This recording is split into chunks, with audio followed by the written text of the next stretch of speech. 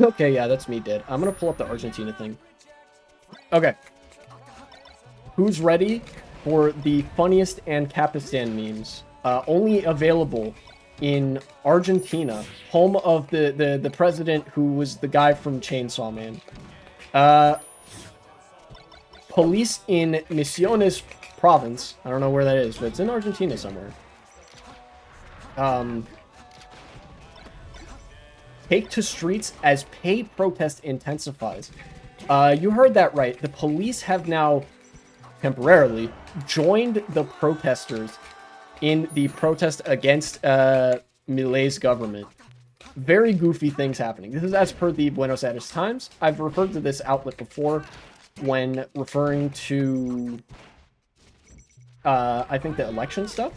That was the last time I talked about Argentina, I believe.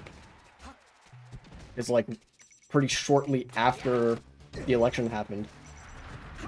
Anyways, as the sub-header, I think, is what that's called, outlines. Active and retired police officers in... Well played, thank you. Active and retired police officers in Misiones province stage street demonstrators, or demonstrations in demand of better pay. Things are not good in Argentina right now.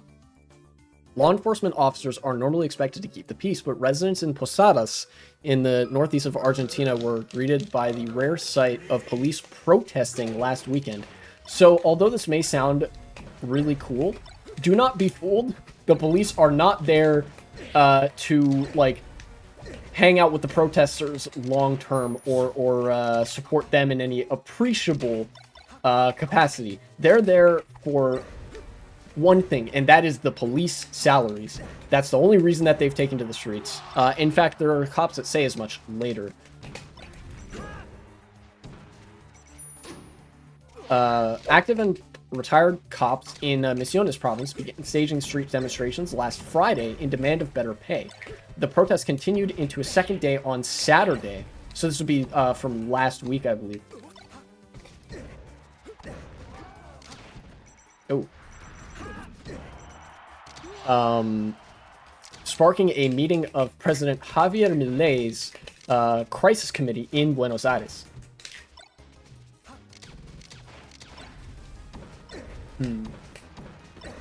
Oh, he did the KJH thing. Y'all see that? The double downer? More than 1,000 officers, including prison guards. Prison guards were at these protests too.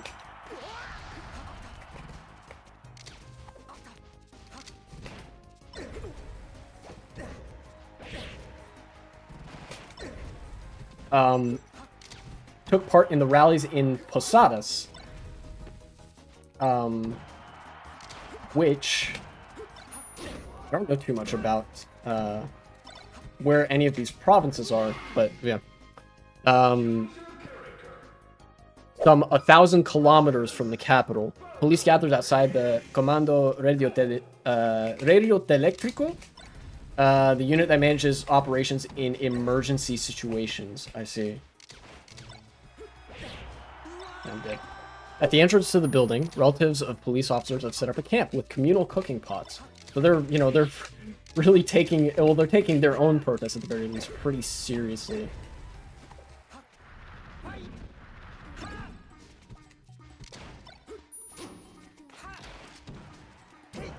Oh, shit.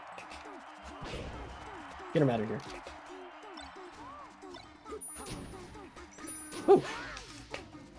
During Saturday's protests, teachers from public schools in the province who are also demanding better salaries joined the mobilization. So it's like, you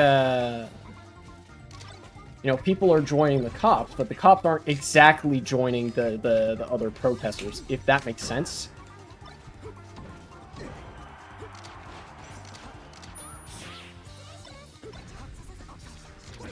Ooh. Scroll down here. Here, one retired police officer, Ramon Amaria. This guy is so much better of a combo game than I do. Get fucking foxed on. You've got the cool KJH stuff, but your defensive play is not quite there, is what I'm learning. Meanwhile, I'm living to 140% easy. Like, look at this. You can't be letting me live and get 9% when I'm off stage at almost 150. Like, seriously, dude. Look at this. I'm gonna get the ledge. Or not.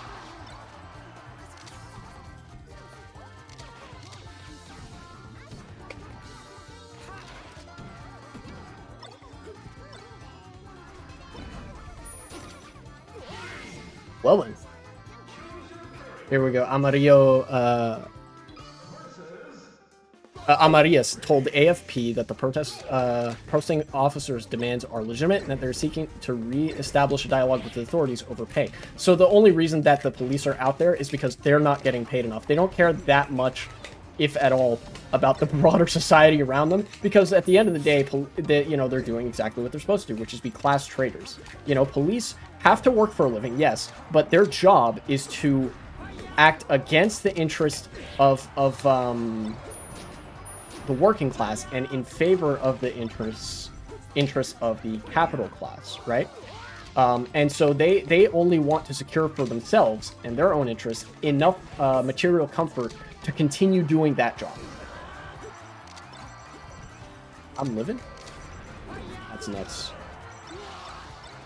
We asked the government of Misiones province to open its heart, not look for culprits, but to seek an immediate solution to the whole problem, which is purely and exclusively a salary issue. Not, you know, an issue of, like, a massive economic crisis spurred on by, like, neoliberal mismanagement of the economy or by the IMF doing some fuckery, which they have been doing, rest assured.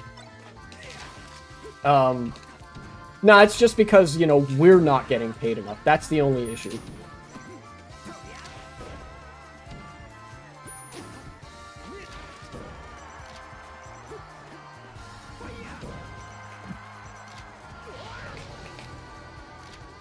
Pretty goofy stuff, not gonna lie.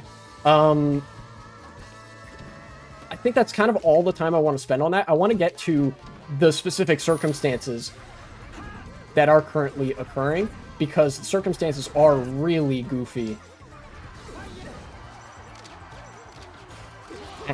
One laser. So the protests are still ongoing. The police have just been added to the ranks of people in the streets temporarily, as negotiations have not yet been resolved, or in some cases even opened.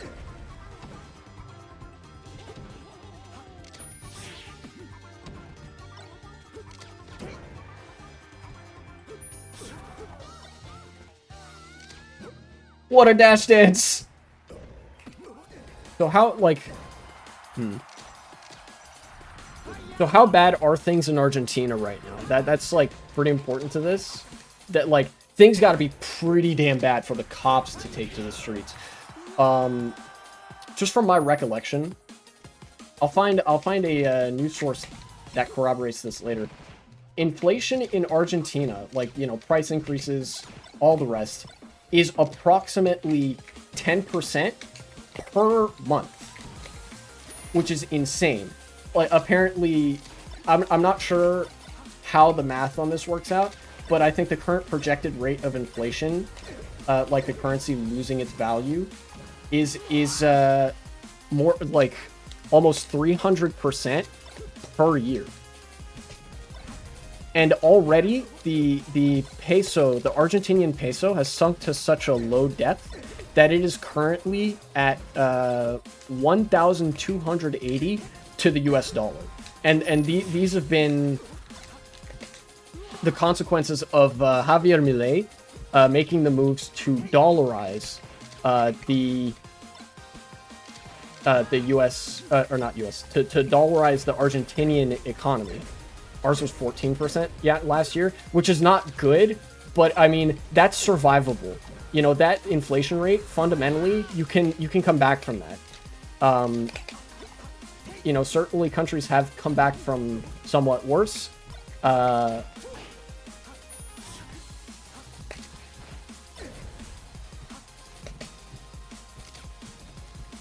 but like 300% per year, 10% per month.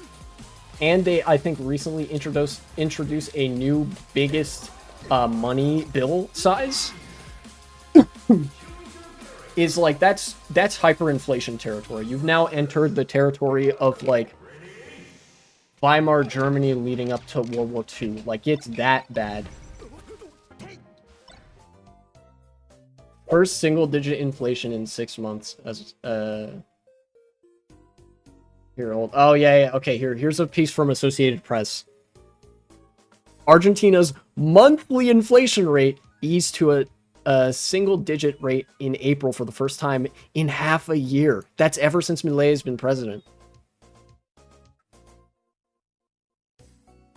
Prices rose at a rate of 8.8% last month. Keep in mind, too, the rate of inflation coming down, the rate of inflation is only the rate at which prices increase. That's not, you know, prices decreasing. That's the rate at which they decrease. Prices are still getting more expensive really, really, really fucking fast.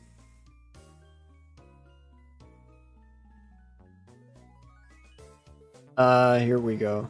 Let's keep going. Although praised by the IMF and cheered by market watchers, Milei's cost-cutting and deregulation campaign has, at least in the short term, squeezed families whose money has plummeted in value, while the cost of nearly everything has skyrocketed. Annual inflation, the statistics agency reported Tuesday, climbed slightly to 289.4%.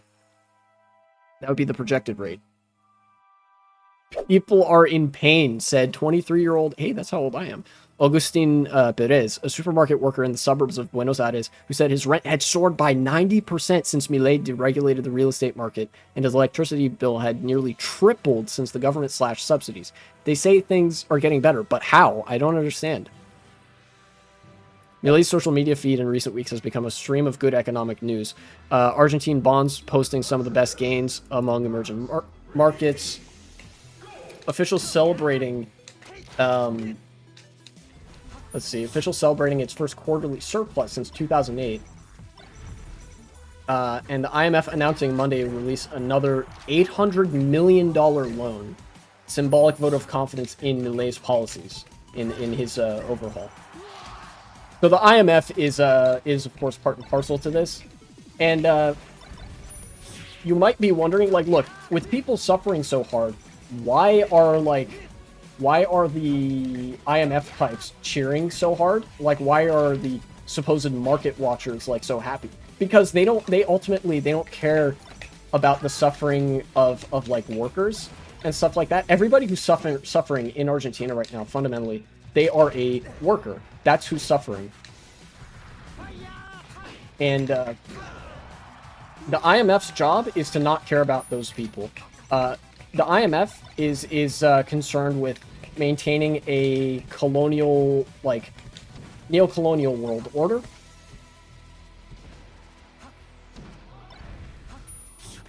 And the market watchers, the people who care about stocks and bonds, and the property owners, and the people who are not workers, they are the ones that sit on top of that that sort of colonial order of things. You know, business owners, proprietors, the rich fucks, basically. This is, if anything, this is just going to kill Argentina. You know, Argentina, the history of Argentina has been marred with political instability. But this is bad even for Argentinian standards, you know? It, like, Argentina basically has been... There's this saying among economists that there are 3 types of countries: rich, poor, and Argentina. That's about to be outdated because Argentina is about to just become a poor country. And, you know, IMF is perfectly happy with that. Because a lot of countries in South America occupy this weird spot. Not all of them, but a good number of them occupy this weird spot where they are wealthy countries. Countries like Peru, Chile, Brazil, they're not poor. They are, like, wealthy, but they're part of the global south. They don't have the same relationship with businesses that a lot of other rich countries have. You know, there's you know, the global north is where most businesses are headquartered, and they're usually the countries doing the colonial extraction. But in South America's case, they're in this very weird like hybrid spot. And in Argentina's case, they're especially teetering because they're kind of wealthy, but they've got a shit ton of economic problems, and they have an especially weird relationship with Western capital investment, Western businesses and stuff. You know?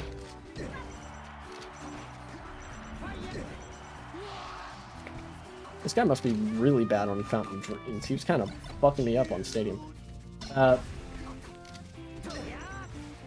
So basically, you know, all this Ancapistan stuff, all of the instability and whatever that the IMF is rewarding here, they know exactly what they're rewarding. They're rewarding Argentina's economy getting fucked up, because that benefits the capital class relative to the workers. Even if, like, business owners are hurt by this in some small way, if it, like, gives them an advantage over the working class, they'll take it. And I would be willing to bet that this probably isn't all that harmful for the big business owning class in Argentina and stuff like that. I'd be willing to bet they're perfectly fine with this.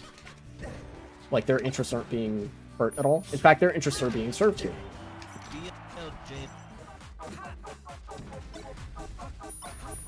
Got him. Jeez. I'm done with that guy. I don't want to play Fox Dittos anymore, dude. I'm going to take a quick skim through the AP articles, see if there's anything else.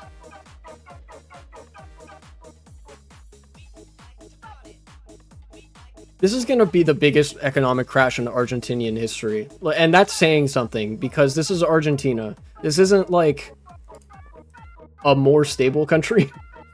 Argentina, known for the economic problems, is about to have the biggest economic problems that it's ever had. Like, and this is anarcho-capitalist politics at play. When you decide to basically cut off all the money that made your economy ever do anything, your economy ceases to do anything. Crazy concept. I think it can still be turned around. Maybe. That's a pretty big maybe. Like, it would take some pretty expert, like, political maneuvering on the world stage to deal with the IMF. I mean, then again, it has been kept under control for the most part. Kind of. Only a little bit, though. Milei has been given, like, a lot of leeway by the ruling class and the wealthy of Argentina. He's already started to, like, centralize power. Or do, like, authoritarian crackdowns on protests. He's doing the things that a fascist would do, because he is ultimately a fascist. It would take somebody who had the same mindset as Vietnam had, where you take the IMF money, and the IMF's like, great, now do all these things, and you basically say no, and you use the money to strengthen the base of your economy, rather than, like, investing in foreign businesses or whatever it is. Like, it's Argentina genuinely is a tough nut to crack in that sense. They might just be fucked over there.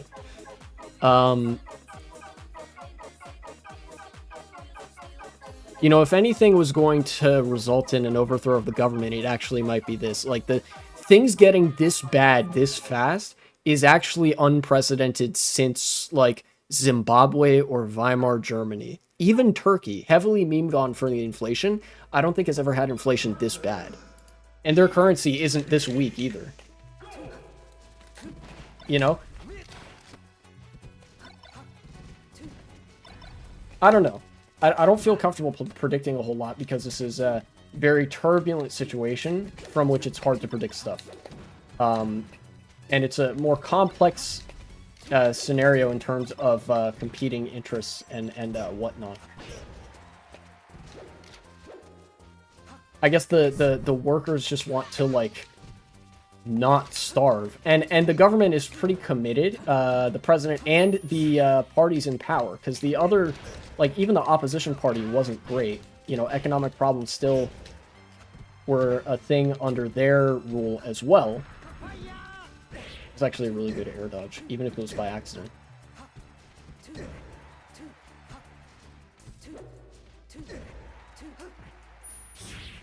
Ooh. I respect the attempt.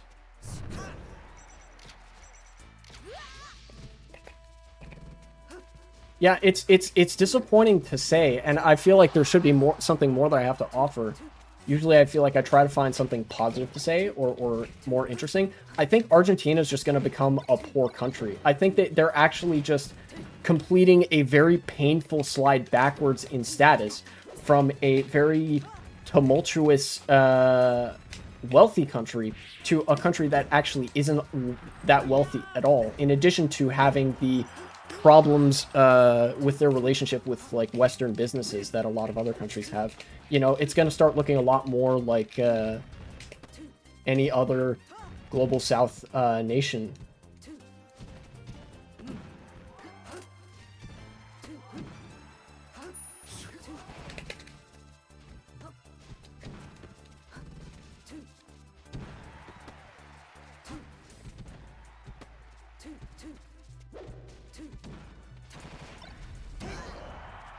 Again, not a great prospect, but there's not much else I could reasonably infer from what's happening over there. Unless the workers win some massive concessions, you know? But, you know, the focus is so clearly not on any of the interests of the workers right now, you know? With the cops saying, like, yeah, we're only here for us, with the government only being concerned about, like, the typical neoliberal economic indicators and not people's salaries or the costs of rent.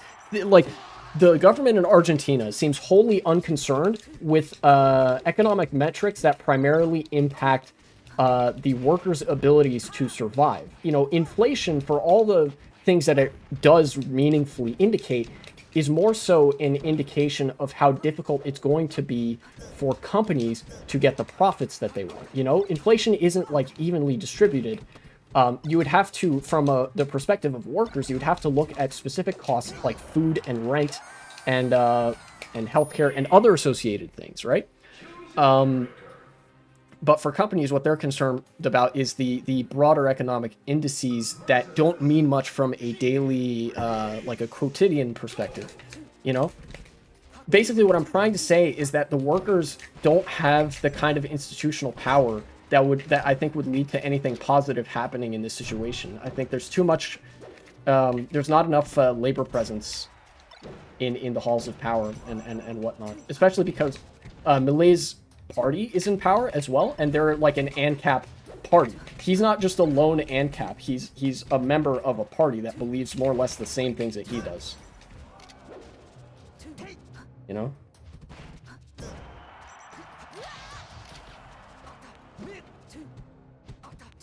So, you know, my unfortunate take about Argentina. If anybody knows more about the situation and has a different take, please please enlighten me, because I would love to know more. I've, you know, been following the loosely following the events there since the election happened, where Milei was elected. And, you know, you hate to see it. You hate to see a country massively, for once, economically backsliding primarily, as opposed to socially backsliding or civically backsliding. You know, backsliding basically into poverty and, you know, stripping away the ability of laborers to live. Not great. But yeah, once again, just let me know if there's any insight you have into the matter. And if this ends up being a segment, future me, please cut it there.